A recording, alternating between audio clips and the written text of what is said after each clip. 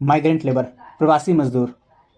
2020 Covid lockdown का समय जब सड़कों पर इनकी कतार देखने को मिली, उस समय से ये भारत के पटल पर आ गया और वहीं से इसकी चर्चा होने लगी कि क्यों माइग्रेंट लेबर की स्थिति ऐसी है, स्पेशली उन स्टेट से जहां पर रोजगार के उतने साधन उपलब्ध नहीं हैं। जी हाँ, बात हो रही है बिहार की और इसी की तरह उत्तर प्रदेश की।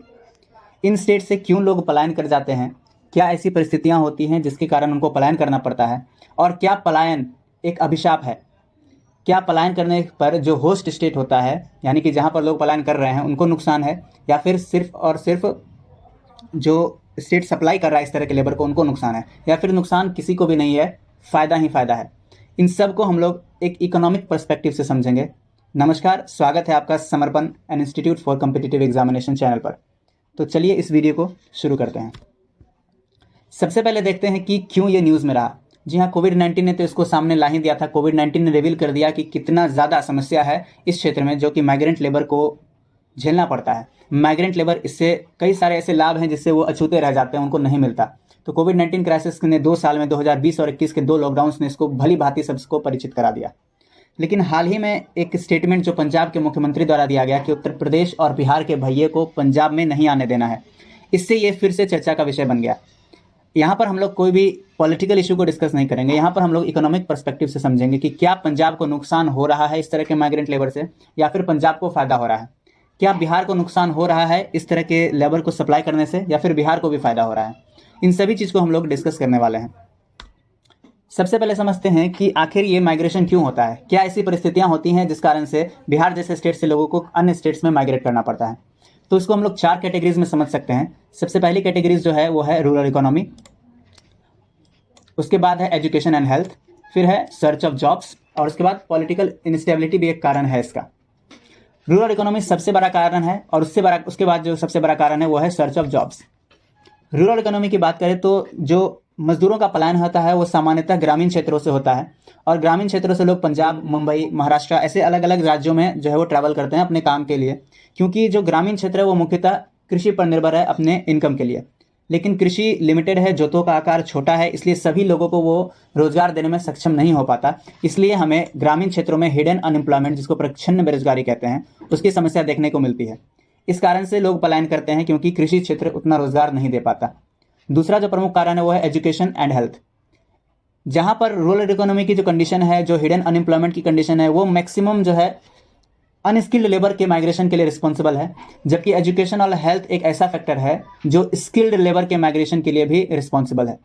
यानी कि बेहतर स्वास्थ्य, बेहतर शिक्षा के लिए लोग बड़े राज्यों में, दूसरे राज्यों में, बड़े शहरों में शिफ्ट करते हैं गाँव से। तो ये भी एक बड़ा फैक्टर है जिसके कारण से माइग्रेशन होता है।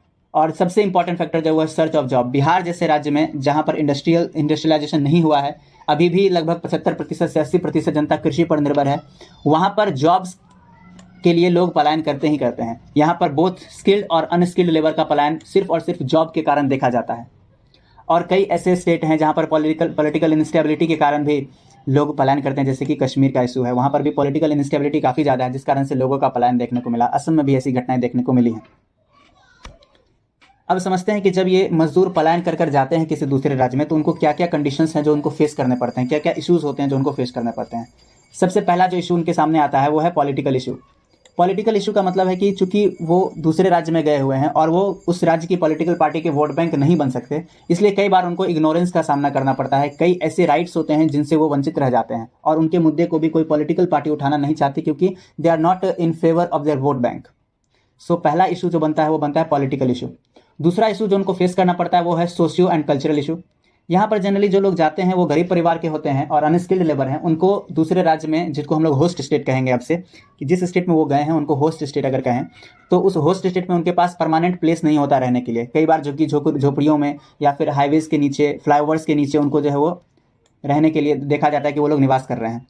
तो ये एक रहने की उनकी समस्या देखने को मिलती है। दूसरा जो प्रॉब्लम देखने को मिलता है वो मिलता है लैंग्वेज डिफरेंस का, क्योंकि अगर हम लोग बिहार से ही बात करें तो बिहार से पंजाब की तरफ जा रहे हैं लोग, शिफ्ट कर रहे हैं, तो वहाँ पर लैंग्वेज डिफरेंस होता है, जो कि एक बहुत बड़ा कल्चरल डिफरेंस जो है वो क्रिएट कर देता है। इसलिए कई बार जो है और सारी समस्याओं का भी सामना इन कारणों से करना पड़ता है। और तीसरा कारण जो है, तीसरा इशू जो वो फेस करते हैं वो है इकोनॉमिक इशू। इकोनॉमिक इशू में है क्या कि वो इनफॉर्मल सेक्टर में काम करते हैं, जहाँ पर उतना ज़्यादा बेनिफिट्स नहीं मिलता जो बेनिफिट्स फॉर्मल सेक्टर को मिलता है। उनके लिए कोई सोशल सिक्योरिटी स्कीम्स नहीं होती, कम मजदूरी मिलती है, जिसके कारण से उनकी सेविंग्स कम होती है। इस कारण से उनकी कंडीशंस ऐसी है कि वो इकोनॉमिकली उतने ज़्यादा बेहतर कंडीशन में कभी जा ही नहीं पाते। इन सब समस्याओं के बावजूद क्या माइग्रेंट लेबर क्राइसिस सिर्फ और सिर्फ नुकसान देता है? क्या जो होस्ट स्टेट है उसको सिर्फ और सिर्फ नुकसान पहुंचता है या फिर उसको फ़ायदा भी पहुंचता है? यहाँ पर हम लोग बेनिफिट्स ऑफ माइग्रेशन देखेंगे और उसको सिर्फ एक कैटेगरी में नहीं देखेंगे। हम लोग देखेंगे कि होस्ट स्टेट को क्या फ़ायदा हो रहा है और सप्लायर स्टेट को क्या फ़ायदा हो रहा है। दोनों ही कंडीशंस को हम लोग देखेंगे। सबसे पहले होस्ट स्टेट की बात करें तो होस्ट स्टेट जैसे कि अगर पंजाब की ही बात कर लें तो पंजाब में अगर बिहार से या उत्तर प्रदेश से अनस्किल्ड लेबर पहुंच रहा है तो वो पंजाब के स्किल लेबर फोर्स के लिए एक एक्स्ट्रा टाइम क्रिएट कर देता है ताकि वो अन्य क्षेत्रों में काम कर सके। जैसे कि अगर खेतों में कटाई के लिए बिहार से मजदूर वहाँ पर लगे हुए हैं तो जो वहाँ के स्किल लेबर फोर्स हैं वो अन्य काम कर सकते हैं। जैसे कि हम लोग बात करें वो वेबसाइट पर कृषि मंडियों पर दाम सर्च करना, इस तरह के जो स्किल वाले काम हैं वो कर सकते हैं। तो एक तरह से स्किल लेबर फोर्स के लिए ये अपॉर्चुनिटी क्रिएट करते हैं जो इन अनस्किल्ड लेबर फोर्स किसी राज्य से दूसरे राज्य में पहुंचता है। दूसरा सबसे बड़ा फायदा, और यही सबसे बड़ा फायदा है, और वो है कि large number of labour force जब पहुंचता है किसी होस्ट स्टेट में तो वहां पर जो सप्लाई होता है लेबर का वो ज़्यादा हो जाता है। ज़्यादा लेबर सप्लाई होने के कारण जो उनके डेली वेजेस हैं वो कम होते हैं, इसलिए cost of production, agriculture sector का जो कॉस्ट ऑफ प्रोडक्शन है वो घट जाता है। अगर हम लोग उदाहरण देखें तो मणिपुर जैसे स्टेट में प्रतिदिन दिहाड़ी जो मिलती है वो 1200 रुपये के आसपास मिलती है, जबकि पंजाब में ये काफ़ी कम है। अगर हम लोग 1200 रुपये प्रतिदिन से पंजाब में मजदूरी कराएं तो जो कॉस्ट ऑफ प्रोडक्शन होगा एग्रीकल्चर प्रोडक्ट का वो काफ़ी ज़्यादा बढ़ जाएगा, और ज़्यादा प्रोडक्शन कॉस्ट होने के कारण उनकी डिमांड जो एग्रीकल्चर प्रोड्यूस की होगी वो घट जाएगी, जिसके कारण से बहुत बड़ा नुकसान पंजाब को झेलना पड़ेगा। इसलिए पंजाब को सस्ता लेबर उपलब्ध हो रहा है, जिसके कारण से उनका जो कॉस्ट ऑफ प्रोडक्शन है वो कम है और पंजाब के प्रोडक्ट्स की डिमांड मार्केट में ज़्यादा है। अगर इस तरह से अगर माइग्रेशन कम हो जाए, लेबर क्रंच हो जाए, तो निश्चित रूप से कॉस्ट ऑफ प्रोडक्शन बढ़ेगा और इसका एडवर्स इफेक्ट देखने को मिलेगा डिमांड पर। तो ये तो हुआ होस्ट स्टेट का फायदा। क्या सप्लायर स्टेट को भी फायदा होता है? जी हाँ, सप्लायर स्टेट को भी फायदा होता है। जैसे अगर बिहार से कुछ मजदूर पंजाब चले गए तो यहाँ पर मजदूरों की संख्या कम हो गई, यानी कि लेबर सप्लाई थोड़ा सा घटा, और अगर लेबर सप्लाई घटा है बिहार में तो डेली वेजेस इंक्रीज करेगा, इससे यहाँ पर रह रहे मजदूरों को फायदा होगा। लेकिन बिहार क्या इस तरह के कंडीशंस का फायदा उठाने के लिए सक्षम है? ऐसा दिखता नहीं है, क्योंकि यहाँ पर उतनी लेबर की डिमांड दिखती नहीं है, इस कारण से लोग बाहर माइग्रेट कर रहे हैं। तो ये फायदा बिहार उठाने में उतना ज़्यादा सक्षम है नहीं। हालांकि धीरे धीरे इंडस्ट्रियलाइजेशन हो रहा है तो निश्चित रूप से इसका फायदा बिहार को भी मिलेगा। जैसे इथेनॉल प्लांट्स लगाए जा रहे हैं तो वहाँ पर निश्चित रूप से इस चीज़ का फायदा अब बिहार सरकार चाहे तो बिहार के मजदूर उठा सकते हैं। दूसरा जो सबसे बड़ा फायदा होस्ट सप्लायर स्टेट को मिलता है वो है रेमिटेंस।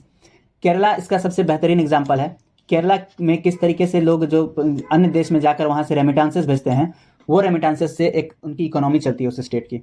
तो रेमिटांसेस एक सबसे बड़ा फायदा होता है सप्लायर स्टेट को। लेकिन क्या सप्लायर स्टेट को सिर्फ फायदा है, नुकसान नहीं है? अगर हम लोग कंपैरेटिवली देखें तो जितना नुकसान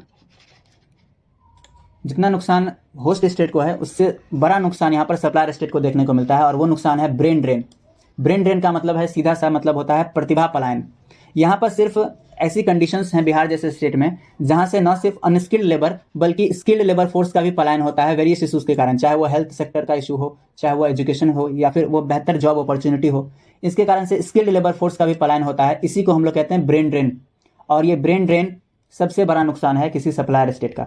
जैसे कि एग्जाम्पल की बात करें हम लोग तो बिहार से लोग सूरत में जाकर कपड़ा फैक्ट्री इस्टेब्लिश करते हैं, फिर बिहार के मजदूर सूरत जाकर जो है वो वहाँ पर काम करते हैं, यानी कि यहाँ पर प्रॉपर कंडीशंस नहीं मिल पाती कि आप एक अच्छी इंडस्ट्री डेवलप कर सकें। इस कारण से ब्रेन ड्रेन जो है वो देखने को मिलता है।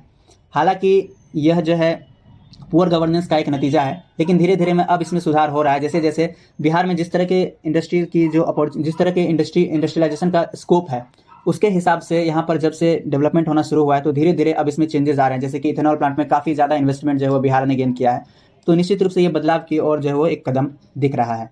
लेकिन ब्रेन ड्रेन जैसी समस्या को रोकने के लिए ज़रूरी है कि ज़्यादा से ज़्यादा, चाहे वो कृषि सेक्टर हो या फिर इंडस्ट्रियल सेक्टर हो, ज़्यादा से ज़्यादा इन्वेस्टमेंट मिले ताकि ब्रेन ड्रेन की समस्या को रोका जा सके। तो अगर हम लोग इस पूरे इशू को इकोनॉमिकली सम अप करें तो हम लोग देखते हैं कि न सिर्फ इंडियन इकोनॉमी के लिए बल्कि ग्लोबल इकोनॉमी के लिए भी ज़रूरी है कि लेबर का माइग्रेशन हो। अनस्किल्ड लेबर का माइग्रेशन जो वो न सिर्फ बेनिफिशियल है बल्कि इनएविटेबल, ये होगा ही होगा। IMF ने भी इसको वैलिडेट किया है। IMF ने भी माना है कि इस तरह के माइग्रेशन होंगे और ये इस तरह के माइग्रेशन ग्लोबल इकोनॉमी के लिए भी बेनिफिशियल है। इसलिए सभी स्टेट को, चाहे वो होस्ट स्टेट हो या सप्लायर स्टेट हो, उनको एक्सेप्ट करना चाहिए और उनको इस सेंस को लेकर एक रिस्पॉन्सिबिलिटी दिखानी चाहिए कि किसी राज्य से अगर मजदूर आ रहे हैं तो वो उनके लिए भी फ़ायदेमंद है और आप इसको रोक नहीं सकते, क्योंकि ये एक ग्लोबल इकोनॉमी इस तरीके से चल रही है। अगर हम लोग बात करें, एक अर्थशास्त्री हैं जगदीश भागवती, उन्होंने बताया है कि 20वीं सदी में जिस तरह से ग्लोबल प्रोडक्ट हुआ, प्रोडक्ट ग्लोबली बिकने लगा, उसी तरह से 21वीं सदी में अब लेबर जो है वो ग्लोबल होगा, यानी कि लेबर का सप्लाई जो है वो ग्लोबल होने वाला है और इससे कभी भी इनकार नहीं किया जा सकता है। हालांकि जो करना चाहिए वो ये है कि इस कोविड क्राइसिस में जिस तरह से हम लोगों ने देखा कि किस तरह से माइग्रेंट लेबर को जो है समस्याओं का सामना करना पड़ा, तो उसको कम करने की आवश्यकता है, यानी कि ऐसे पॉलिसीज का निर्माण करने की आवश्यकता है जिनसे उनको बेहतर बेनिफिट मिल सके। और इस दिशा में कदम भी बढ़ा दिया गया है। नीति आयोग ने एक ड्राफ्ट पॉलिसी भी बनाई है माइग्रेंट लेबर के लिए, तथा ई श्रम पोर्टल जैसे वेबसाइट जो वो बनाए गए हैं, जो कि डेटा एकत्र कर रहे हैं कि कितने माइग्रेंट लेबर हैं जिनको सरकार के बेनिफिट्स की आवश्यकता है। तो ये एक बहुत ही बेहतर कदम है और इस तरीके के और कदम उठाने होंगे इस माइग्रेंट लेबर की सिचुएशन को सुदृढ़ करने के लिए। आप सभी का बहुत बहुत शुक्रिया इस वीडियो को देखने के लिए। चैनल को ज़रूर सब्सक्राइब कीजिए, शेयर कीजिए और लाइक कीजिए इस वीडियो को। बहुत बहुत धन्यवाद।